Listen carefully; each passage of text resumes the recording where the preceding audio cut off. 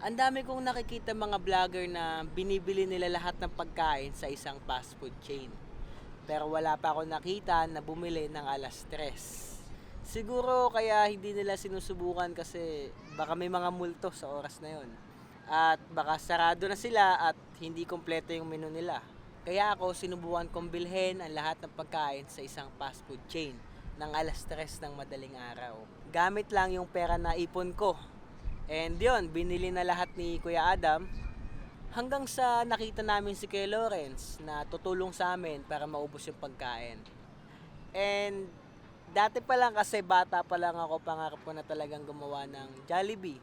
Grabe kasi talaga yung ginawa sa akin ng Jollibee. Sobrang na-inspire talaga ako sa kanila. At ngayon, yung pangarap ko na yon na gumawa ng Jollibee na own version ko is pinangalanan kong Pricey, not Pricey. And as of now, natutupad na siya. Basta panoodin mo na lang yung buong vlog para mas solid. Panoodin mo na lang. Exit pag nalalaman.